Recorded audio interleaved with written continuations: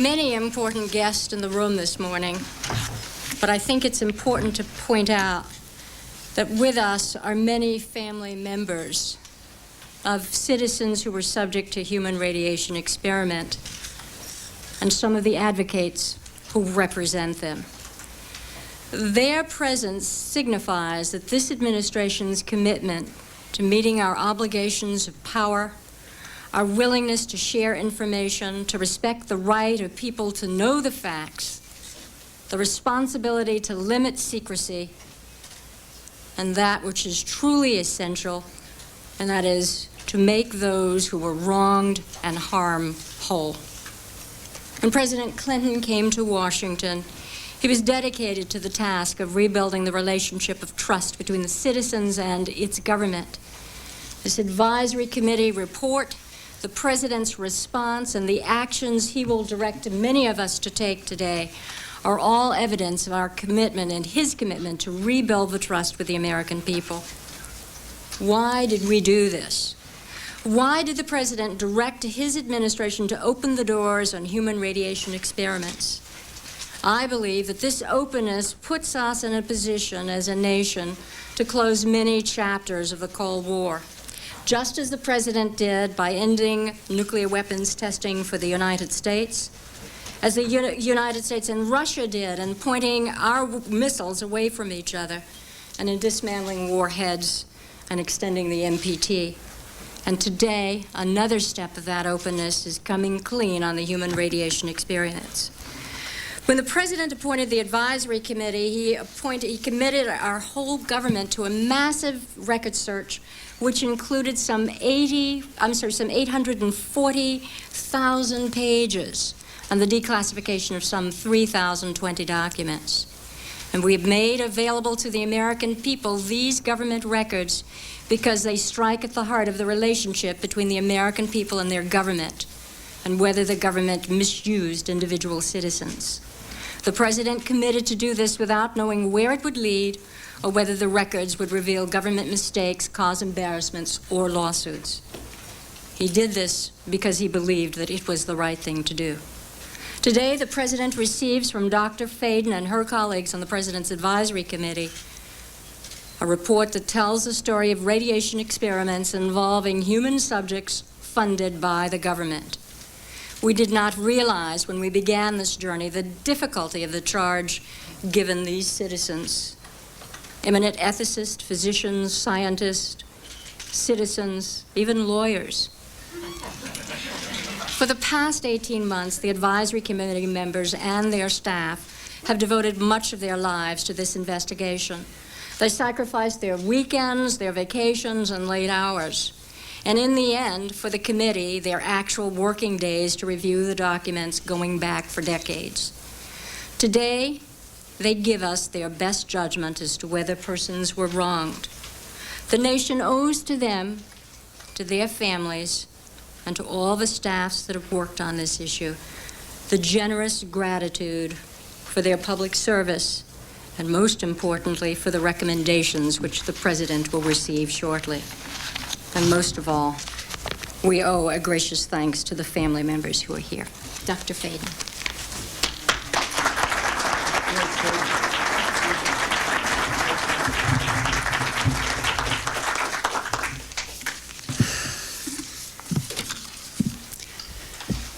Mr. President, Secretary O'Leary, Attorney General Reno, Secretary Shalala, other members of the Human Radiation Interagency Working Group, on behalf of my 13 colleagues on the Advisory Committee, I am proud to submit our final report.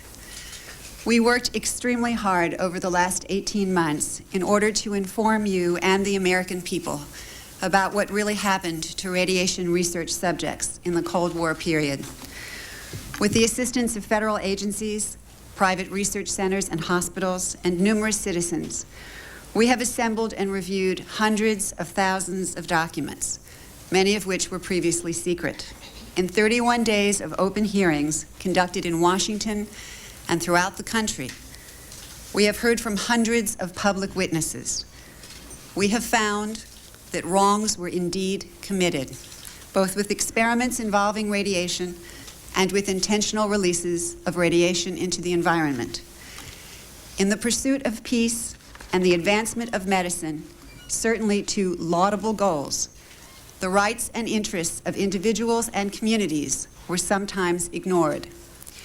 We found that government officials and physicians who had the trust of the public and of their patients abused that trust. Patients were used as subjects of experiments without their knowledge or consent. Information was withheld from affected communities and from the public. Secrets were kept to protect the government from embarrassment and legal liability. While the radiation doses in the experiments we studied were usually low, and officials and scientists were often concerned about risk, we do not believe that excuses the wrongs that were done. We urge you to do the right thing by those who have been wronged or harmed by these events.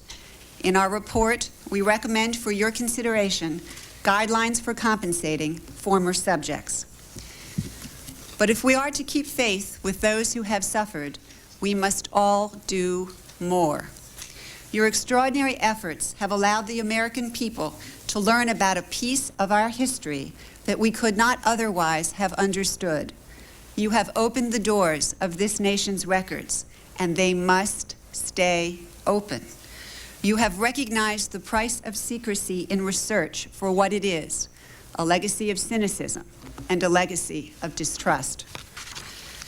If we are to keep faith with those who have suffered, we must do everything possible to guarantee that what happened to them never happens again. The committee learned that research safeguards have come a long way since the Second World War. Americans can and should feel much more secure about medical research today, but the system remains imperfect. I urge you to carefully review the committee's findings and recommendations. Both the government and research institutions must do all they can to protect our fellow citizens. If this committee's work is to mean anything, it has to be that 50 years from now, there does not have to be another presidential committee charged with investigating allegations of abuses of human subjects. There should never be another such advisory committee. Information must not be concealed again from people in their own time, so that it takes 2 generations for the truth to come out. Mr. President, your leadership in this area has been indispensable. Without your willingness to open government files to our scrutiny, our work would have been totally impossible. We could not have done it. Your staff, your cabinet and agency heads and their staffs have been supportive at every turn. We have had every request met, but always with great respect for our independence. You've set a new standard for open government in an area that has been largely secret for 50 years. We on the committee are both honored and grateful that you have taken our work so seriously. I hope that we have met the challenge that you put before us 18 months ago. On behalf of the committee and of our staff, thank you for this extraordinary opportunity to serve our nation. It has been a true privilege.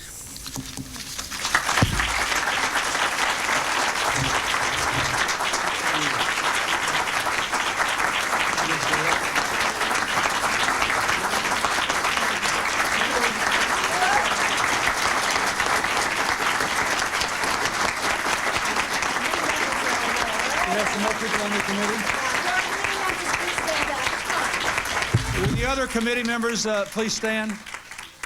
Let's give them all a hand. They did an extraordinary job.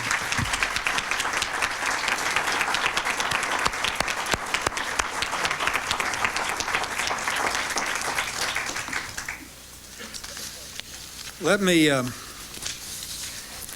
begin with a simple thank you to everyone who participated in this extraordinary project, and to everyone who supported them. I am especially glad to see here today Senator Glenn, who's been so active in working on the medical ethics issue, Congressman Markey, who's worked on this issue for a very long time, Congressman Frost, Secretary Shalala, Deputy Secretary of Veterans Affairs Herschel Gober, and of course the Attorney General, who basically tries to get us all to do the right thing all the time. I want to thank Secretary O'Leary for her extraordinary devotion to this cause. And you heard in her remarks basically the way that she views this. It's a part of her ongoing commitment to finish the end of the Cold War. And perhaps no energy secretary has ever done as much as she has to be an advocate, whether it is for continued reforms within the Energy Department or her outspoken endorsement of the strongest possible commitment on the part of the United States to a comprehensive test ban treaty, which I believe we will achieve next year in no small measure thanks to the support of the Secretary of Energy. And of course, I want to thank Dr. Ruth Fayden for her extraordinary commitment of about a year and a half of her life to this unusual but important task. And all of you who served on the committee, I remember the first time we put this committee together, I looked, I said, that's a pretty distinguished outfit. I wish I could give them 5 or 6 jobs to do. Thank you. I'll expect you back next Monday, and then we'll. I do thank you so much for the work you have done. Let me tell you that just as this is an important part of the efforts that Secretary O'Leary outlined, I saw this committee as an indispensable part of our effort to restore the confidence of the American people in the integrity of their government. All of these political reform issues, to me, are integrated. When I became the president, I realized we had great new economic challenges, we had profound social problems, that a lot of these things had to be done by an energized American citizenry, but that our national government had a role to play in moving our country through this period of transition. And in order to do it, we needed to increase the capacity of the government to do it through political reform, but we also needed, as much as anything else, to increase the confidence of the American people that at the very least they could trust the United States government to tell the truth and to do the right things. So you have to understand that for me, one reason this is so important is that I see it as part of our ongoing effort to give this government back to the American people. Senator Glenn's long effort to get Congress to apply to itself the same laws it imposes on the private sector. The restrictions that I imposed on members of my administration in high positions for lobbying for foreign governments, and when the lobby bill failed in the Congress, I just imposed it by executive order on members of the executive branch. All these efforts at political reform, it seems to me, are important. But none of these efforts can succeed unless people believe that they can rely on their government to tell them the truth and to do the right thing. We have declassified thousands of government documents, files from the Second World War, the Cold War, President Kennedy's assassination. These actions are not only consistent with our national security, they are essential to advance our values. So, to me, that's what this is all about.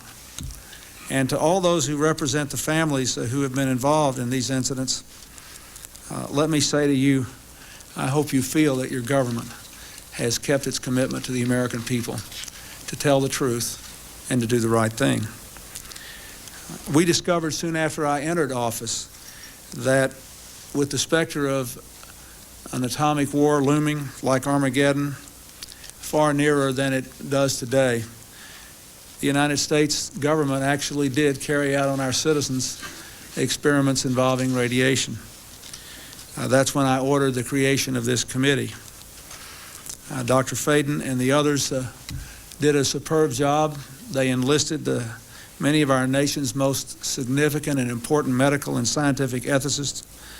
They had to determine first whether experiments conducted or sponsored by our government between 1944 and 1974 met the ethical and scientific standards of that time and of our time. And then they had to see to it that our research today lives up to nothing less than our highest values and our most deeply held beliefs. From the beginning, it was obvious to me that this energetic committee was prepared to do its part. We declassified thousands of pages of documents. We gave committee members the keys to the government's doors, file cabinets, and safes. For the last year and a half, the only thing that stood between them and the truth were all the late nights and hard work they had to put in. This report I received today is a monumental document in more ways than one. But it is a very, very important piece of America's history, and it will shape America's future in ways that will make us a more honorable, more successful, and more ethical country. What this committee learned, I would like to review today with a little more detail than Dr. Faden said, because I think it must be engraved on our national memory. Thousands of government-sponsored experiments did take place at hospitals, universities, and military bases around our nation. The goal was to understand the effects of radiation exposure on the human body. While most of the tests were ethical by any standards, some were unethical, not only by today's standards, but by the standards of the time in which they were conducted. They failed both the test of our national values and the test of humanity. In one scientist injected plutonium into 18 patients without their knowledge. In another, doctors exposed indigent cancer patients to excessive doses of radiation, a treatment from which it is virtually impossible that they could ever benefit. The report also demonstrates that these and other experiments were carried out on precisely those citizens who count most on the government for its help, the destitute and the gravely ill. But the dispossessed were not alone. Members of the military, precisely those on whom we and our government count most, they were also test subjects. Informed consent means your doctor tells you the risk of the treatment you are about to undergo. In too many cases, informed consent was withheld. Americans were kept in the dark about the effects of what was being done to them. The deception extended beyond the test subjects themselves to encompass their families and the American people as a whole. For these experiments were kept secret, and they were shrouded not for a compelling reason of national security, but for the simple fear of embarrassment, and that was wrong. Those who led the government when these decisions were made are no longer here to take responsibility for what they did. They're not here to apologize to the survivors, the family members of the communities whose lives were darkened by the shadow of the atom and these choices. So today, on behalf of another generation of American leaders and another generation of American citizens, the United States of America offers a sincere apology to those of our citizens who were subjected to these experiments, to their families, and to their communities. When the government does wrong, we have a moral responsibility to admit it. The duty we owe to one another to tell the truth and to protect our fellow citizens from excesses like these is one we can never walk away from. Our government failed in that duty, and it offers an apology to the survivors and their families, and to all the American people who must be able to rely upon the United States to keep its word, to tell the truth, and to do the right thing. We know there are moments when words alone are not enough. That's why I'm instructing my cabinet to use and build on these recommendations, to devise promptly a system of relief, including compensation that meets the standards of justice and conscience. When called for, we will work with Congress to serve the best needs of those who were harmed. Make no mistake, as the committee report says, there are circumstances where compensation is appropriate as a matter of ethics and principle. I am committed to seeing to it that the United States of America lives up to its responsibility. Our greatness is measured not only in how we so frequently do right, but also how we act when we know we've done the wrong thing, how we confront our mistakes, make our apologies, and take action. That's why this morning I signed an executive order instructing every arm and agency of our government that conducts, supports, or regulates research involving human beings to review immediately their procedures in light of the recommendations of this report and the best knowledge and standards available today, and to report back to me by Christmas. I've also created a Bioethics Advisory Commission to supervise the process, to watch over all such research, and to see to it that never again do we stray from the basic values of protecting our people and being straight with them. The report I received today will not be left on a shelf to gather dust. Every one of its pages offers a lesson, and every lesson will be learned from these good people who put 1.5 years of their lives into the effort to set America straight. Medical and scientific progress depends upon learning about people's responses to new medicines, to new cutting-edge treatments. Without this kind of research, our children would still be dying from polio and other killers. Without responsible radiation research, we wouldn't be making the progress we are in the war on cancer.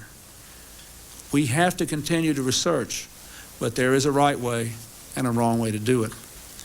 There are local citizens review boards. There are regulations that establish proper informed consent and ensure that experiments are conducted ethically. But in overseeing this necessary research, we must never relax our vigilance. The breathtaking advances in science and technology demand that we always keep our ethical watchlight burning. No matter how rapid the pace of change, it can never outrun our core convictions that have stood us so well as a nation for more than 200 years now, through many different scientific revolutions. I believe we will meet the test of our times, that as science and technology evolve, our ethical conscience will grow, not shrink. Informed consent, community right to know, our entire battery of essential human protections, all these grew up in response to the health and humanitarian crises of this 20th century. They are proof that we are equal to our challenges. Science is not ever simply objective. It emerges from the crucible of historical circumstances and personal experience. Let us remember, too, that cynicism about government has roots in historical circumstances. Because of stonewallings and evasions in the past, times when a family member or a neighbor suffered an injustice and had nowhere to turn and couldn't even get the facts, some Americans lost faith in the promise of our democracy. Government was very powerful, but very far away and not trusted to be ethical. So today, by making ourselves accountable for the sins of the past, I hope more than anything else, we are laying the foundation stone for a new era. Good people like these members of Congress who have labored on this issue for a long time and have devoted their careers to trying to do the right thing and having people justifiably feel confidence in the work of their representatives. They will continue to work to see that we implement these recommendations. And under our watch, we will no longer hide the truth from our citizens. We will act as if all that we do will see the light of day. Nothing that happens in Washington will ever be more important in anyone's life affected by these experiments, perhaps, than these reports we issue today. But all of us as Americans will be better off because of the larger lesson we learned in this exercise and because of our continuing effort to demonstrate to our people that we can be faithful to their values. Thank you very much.